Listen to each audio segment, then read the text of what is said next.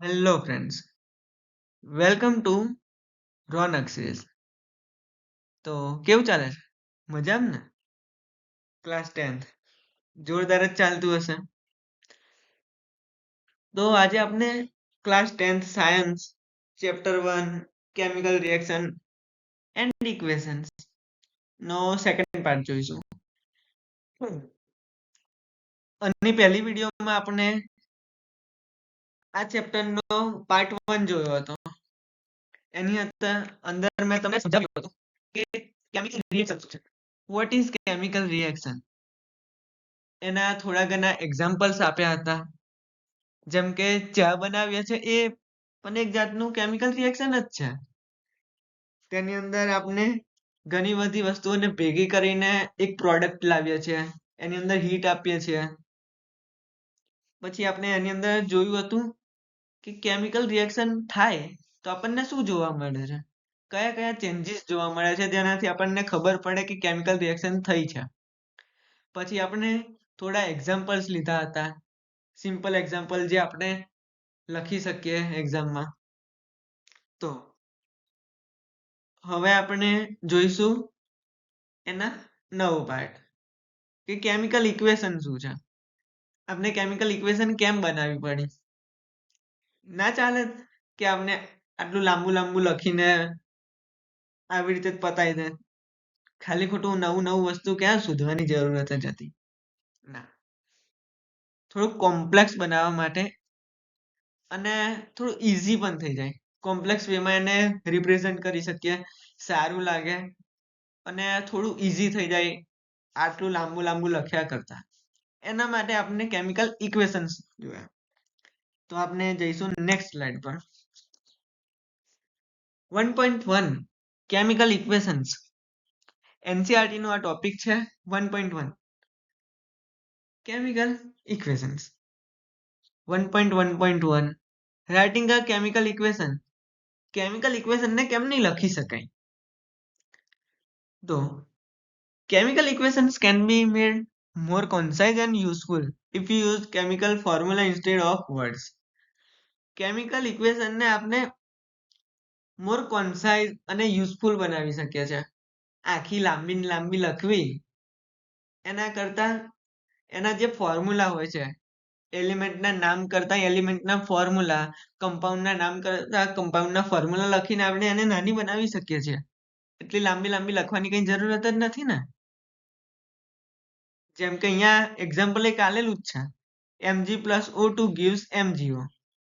અહીંયા Mg ની જગ્યાએ આપણે મેગ્નેશિયમ પ્લસ O2 ની જગ્યાએ ઓક્સિજન gives MgO.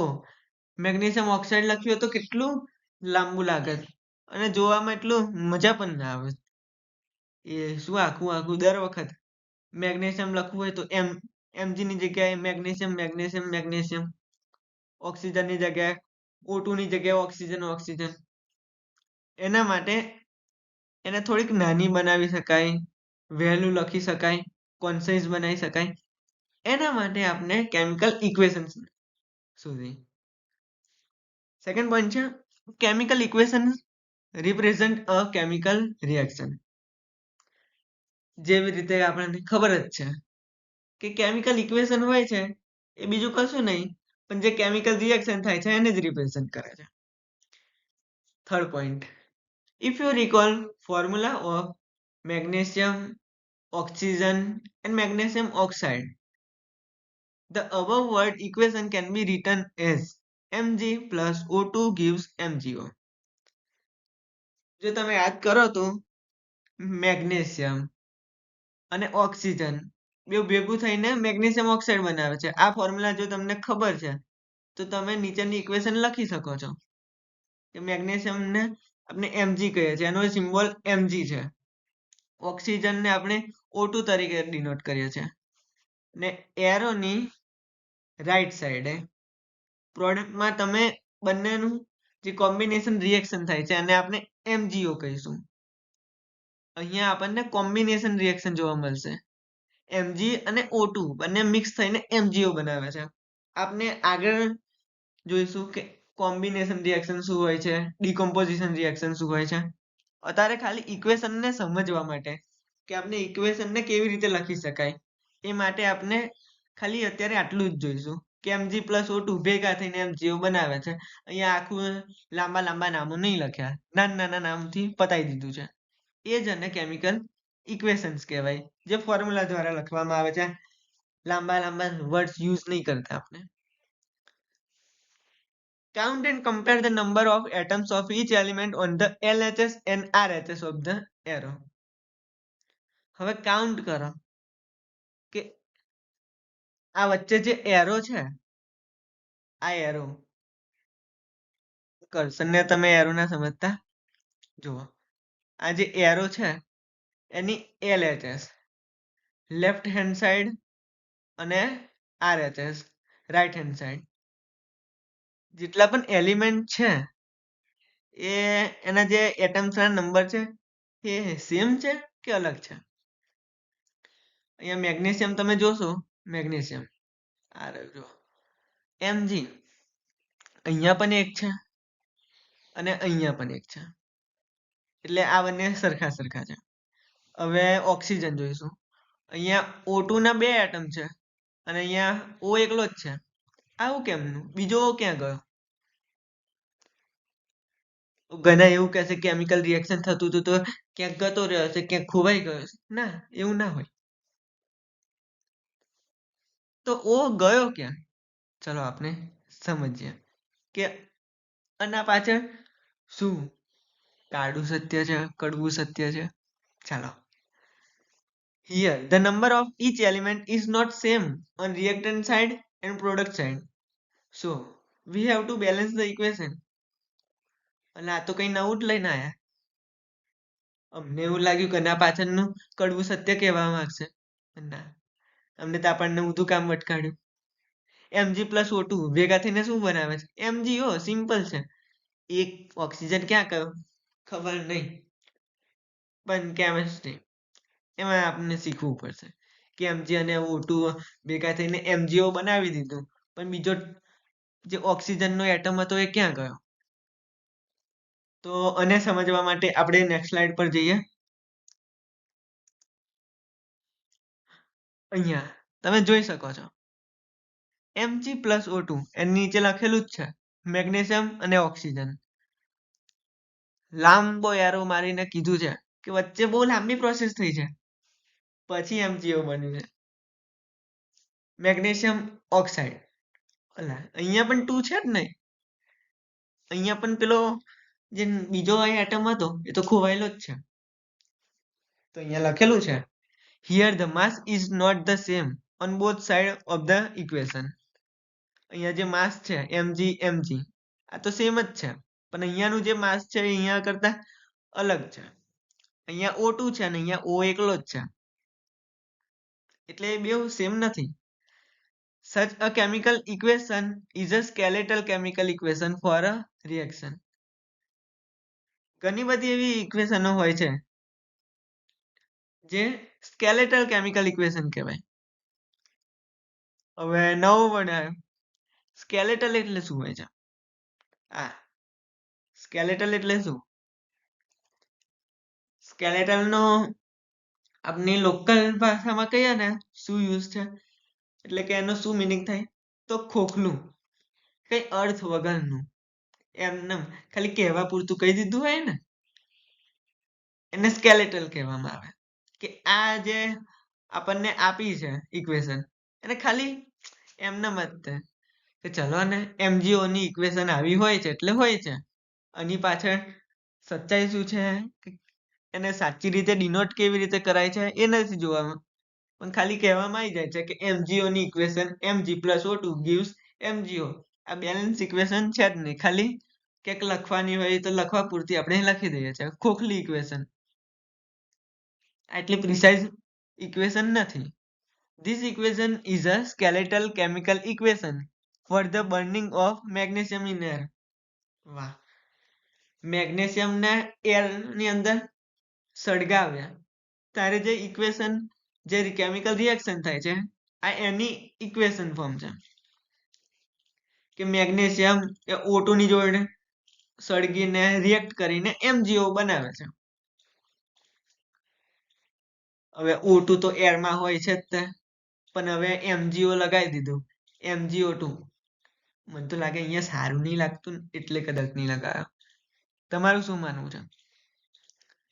એ આપણને આગળ થોડા ચેપ્ટરમાં જઈશું ને પછી ખબર પડશે. તો બન્યા રહો મારી સાથે. ચલો, અહીંયા સ્લાઇડ પર આપણને ખબર પડી ગઈ કહેવા શું માંગે છે. Here the mass is not the same on both side of the equation. અહીંયા માસ છે એ બે બાજુ સરખું છે નહીં. Mg તો બે બાજુ સરખા છે પણ O2 સરખા નથી. Such a chemical equation is a skeletal chemical equation for a reaction. આ ખોખલી ઇક્વેશન છે, કઈ છે જ નહીં એમાં. ખાલી લખવા પૂરતી લખી દીધી છે, સમજાવવા પૂરતી સમજાવી દીધી, આમાં કઈ સચ્ચાઈ છે નહીં. This equation is a skeletal chemical equation for the burning of magnesium in air. આ ખોખલી કેમિકલ ઇક્વેશન છે મેગ્નેશિયમ જે હવાની અંદર બાળવામાં આવે છે ત્યારે શું રિએક્ટ કરે છે. તો આ મેગ્નેશિયમ અને ઓક્સિજન એની આપણને એક એક્ટિવિટી આપી છે આપણા ચેપ્ટરના સ્ટાર્ટિંગમાં જ. ચલો ને એ એક્ટિવિટીને જોઈએ અને સમજીએ કે આ ઇક્વેશન શું કહેવા માંગે છે. તો ચલો નેક્સ્ટ સ્લાઇડ પર. આ જ ગયું જો પેલું burning of magnesium in the presence of oxygen. જો આ ઓક્સિજન ભાઈ હજુ આપણને હેરાન કરવાનું ભૂલ્યા નહીં. ચલો આમ તો આપણને યુઝફુલ જ છે પણ અહીંયા એક ક્યાં ગયું એને શોધવામાં મારે આટલું બધું કરવું પડે. ચાલો જોઈ લઈએ. Activity 1.1 question. વાહ, કઈ જાણવાનું હશે. This activity needs the teacher's assistance. It will be better if student wear suitable eyeglasses. વાહ, કેટલી ચિંતા છે NCERT ને આપણી. અહીંયા એવું કહે છે કે આ એક્ટિવિટી કરવા માટે આપણને ટીચર્સની જરૂર પડશે. ટીચરની જોડે જ ઊભા રહીને આપણે આ એક્ટિવિટી કરી શકીએ છીએ. અને જ્યારે પણ આ એક્ટિવિટી કરીએ ત્યારે ચશ્મા કે આઈ ગ્લાસીસ પહેરીને આ એક્ટિવિટી કરવી જોઈએ. આની અંદર આખું લાંબુ વાંચવા નહીં રહેવું, હું તમને સમજાવી દઉં છું કે આટલું લખવું હોય ને તો તમે કઈ એમને રાઉન્ડમાં કે એક્ઝામમાં પૂછવામાં આવે સ્કૂલની એક્ઝામમાં તો તમે આ લખી શકો છો જે પણ આ આપેલું છે એ બધું. પણ બીજું તો મોસ્ટલી એક્ઝામમાં આટલું બધું નહીં પૂછવામાં આવતું. હું તમને સમજાવીને પછી કહું કે એક્ઝામમાં શું પૂછવામાં આવે છે. જો તમે આ જુઓ છો, આ એને બર્નર કહેવાય. અહીંયાથી LPG આપવામાં આવે છે અને અહીંયા સળગાવવામાં આવે છે એટલે એક ફ્લેમ નીકળે છે. આ ટોંગ એટલે કે ચીપિયો. ચીપિયાથી આપણે ગમે તે વસ્તુને પકડી શકીએ. Magnesium ribbon. આ જે છે આ એ મેગ્નેશિયમ રિબન છે. અને આ વોચ ગ્લાસ છે. વોચ ગ્લાસ એટલે કે કાચનો એક ગ્લાસ હોય છે રકેબી જેવો, જે કાચનો ટ્રાન્સપેરન્ટ હોય જેની અંદર આપણે જોઈ શકીએ છીએ. અને આ મેગ્નેશિયમ ઓક્સાઇડ જેનું પ્રોડક્ટ છે.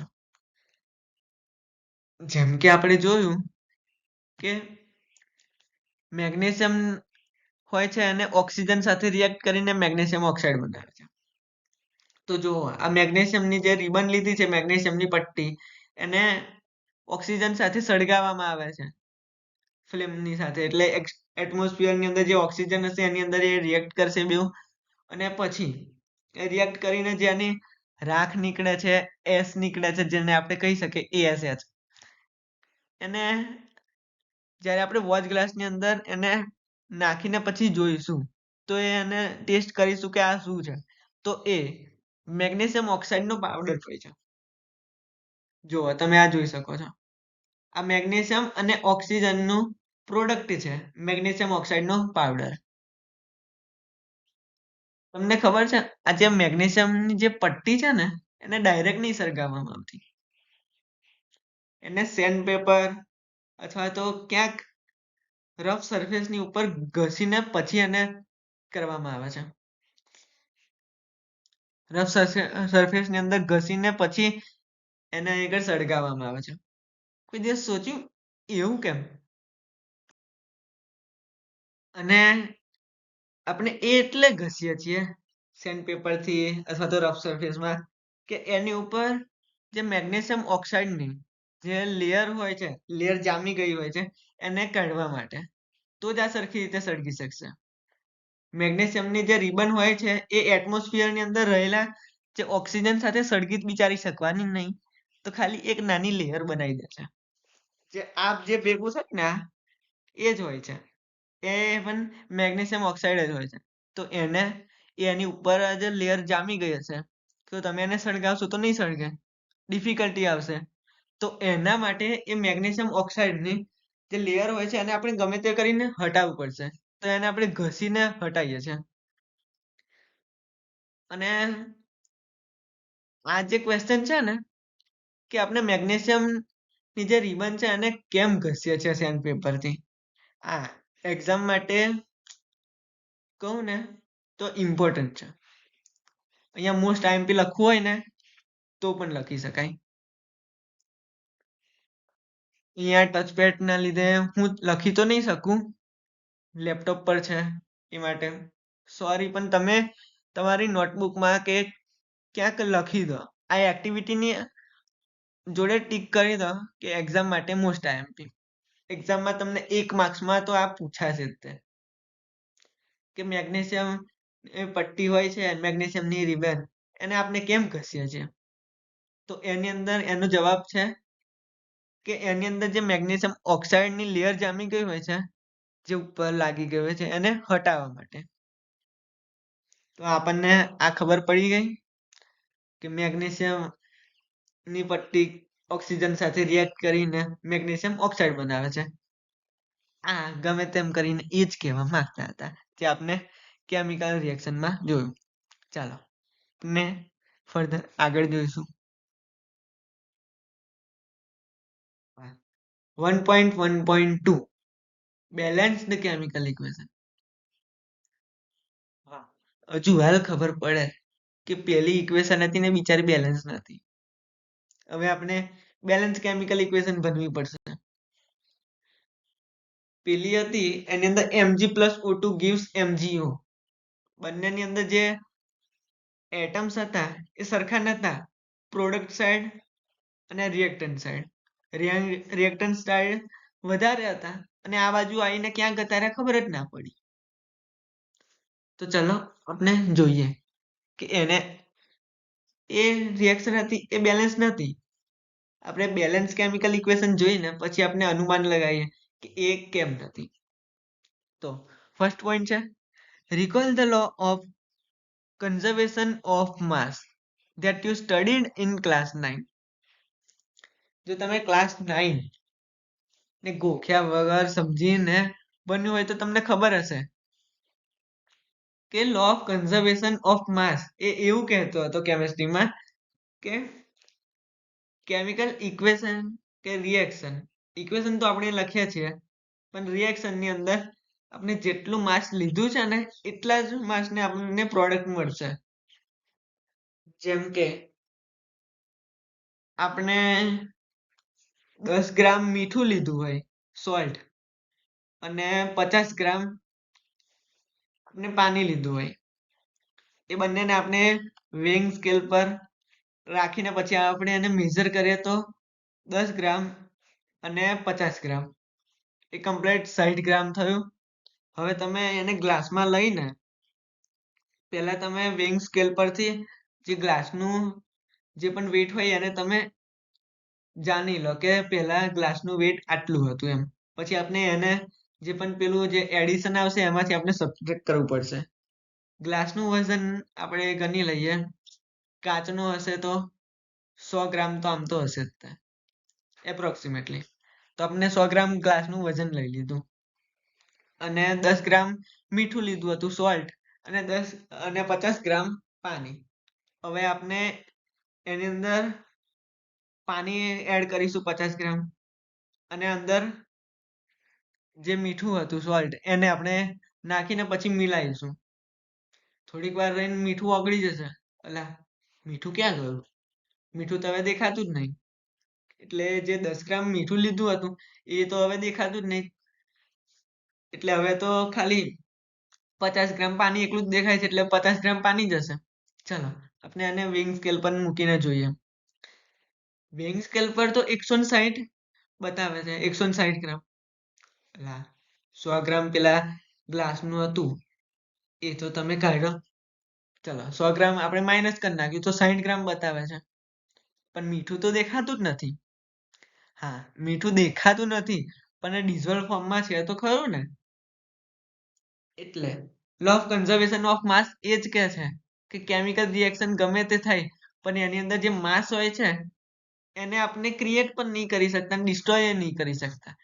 એટલે કે પહેલા આપણે 10 ગ્રામ લીધું હતું અને 50 ગ્રામ પાણી લીધું હતું તો એને કેમિકલી રિએક્ટ કરાવીને કેમિકલી રિએક્ટ કરાવીને ઓગાડીને આપણે આને ડિસ્ટ્રોય ના કરી શકીએ.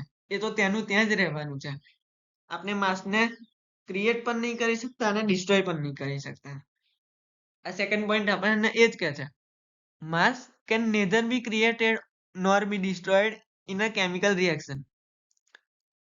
કોઈ પણ કેમિકલ રિએક્શન ની અંદર આપણે કંઈ પણ વસ્તુ ગુમાવી નહીં શકતા અને કંઈ પણ વસ્તુ લઈ નહીં શકતા. જેટલું છે એનું ભેગું થઈને જ આપણને મળશે અથવા તો છૂટું થઈને મળશે.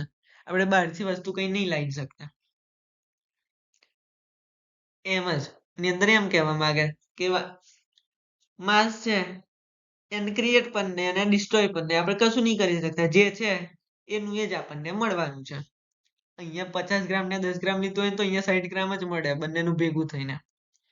અથવા તો અહીંયા 60 ગ્રામ લીધું હોય ડીકોમ્પોઝિશન રિએક્શન હોય કે છૂટું પડવાની રિએક્શન તો આપણને 10 ગ્રામ અને 50 ગ્રામ એ રીતે મળી શકે છે. પણ એનું જે માસ હોય છે એ તો સેમ જ હોય છે. તો થર્ડ પોઈન્ટ આવી ગયો the total mass of the element represents in the products of a chemical reaction has to be equal to the total mass of the element present in a reactant. અહીંયા એમ જ કહેવા માંગે છે કે જે product side છે જેટલા chemical એલિમેન્ટના જે પણ કમ્પાઉન્ડ અથવા કમ્પાઉન્ડના જે પણ એટમ્સ છે એનું જેટલું માસ છે એ રિએક્ટન્ટ સાઈડમાં જેટલા છે એનાથી ઇક્વલ જ હોવું જોઈએ અને મોસ્ટલી ઇક્વલ જ હોય છે. તો અહીંયા આગળ એ જ કહેવામાં આવ્યું છે the total mass of the element present in the product. એટલે જે પ્રોડક્ટની અંદર જેટલું ટોટલ માસ હોય છે એના રિએક્ટન્ટ સાઈડની અંદર જેટલું ટોટલ માસ હોય છે એનાથી ઇક્વલ જ હોય છે. એ માસ ક્યાંય પણ જતું નથી. તો તમને અહીંયા ખબર પડી ગઈ હશે કે આ ઇક્વેશન શું કહેવા માંગતી હતી અને આ બધા પોઈન્ટ્સ જે તમે જોયા એ શું રિપ્રેઝન્ટ કરતા હતા. હવે આપણે નેક્સ્ટ સ્લાઇડ જોઈશું. અલા આ તો પતી ગયું. Thank you very much for watching my video. Like, share and subscribe my channel. આ વિડીયો જોવા માટે થેન્ક યુ વેરી મચ કે તમે તમારો જે કિંમતી સમય હતો જે મને આપીને આ વિડીયો તમે જોયો. આ વિડીયોને તમે લાઈક કરજો, શેર કરજો અને સબસ્ક્રાઇબ કરજો. તમે તમારા ફ્રેન્ડ્સને પણ આ વિડીયો મોકલજો જેનાથી તેમને પણ આટલી મસ્ત રીતે સમજવા મળે ચેપ્ટરને. કંઈ પણ બોરિંગ લાગે જ નહીં. કેમિસ્ટ્રીમાં અડધાને ઊંઘ આવતી હશે સ્પેશિયલી મને પણ શું કરીએ બનવું તો પડશે જ. તો તમે મારી વિડીયોને લાઈક કરો, શેર કરો અને મારી ચેનલને સબસ્ક્રાઇબ કરો અને બીજા તમારા ફ્રેન્ડને પણ સજેસ્ટ કરો કે અહીંયા તમને ક્વોલિટી વાળું એજ્યુકેશન મળશે જ્યાં તમને સમજાવવામાં આવશે, કંઈ પણ વસ્તુ ગોખાવામાં નહીં આવે. એક્ઝામમાં પણ આપણે જાતે સમજીને લખીશું આપણને માર્ક્સ મળવાના જ છે. કોઈ પણ સર તમારો સમજીને લખેલો માર્ક્સ એક પણ નહીં લઈ શકે. શાયદ તમને સ્કૂલમાં એવું કહી દે કે તમે સમજીને કે બુકની લેંગ્વેજ નહીં લખી તો તમને માર્ક્સ નહીં મળે. અડધી સ્કૂલમાં એવું થાય છે પણ નથી હોતું એવું.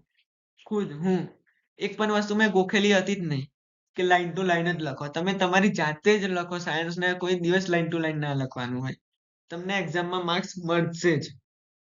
અને એક્ઝામમાં તમારે ગોખ્યા કરતા યાદ રાખવાનું તો તમને સારી એવી રીતે યાદ રહી શકે.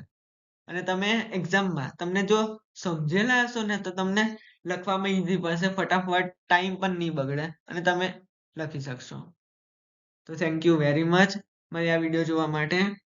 હવે આપણે મળીશું નેક્સ્ટ પાર્ટમાં.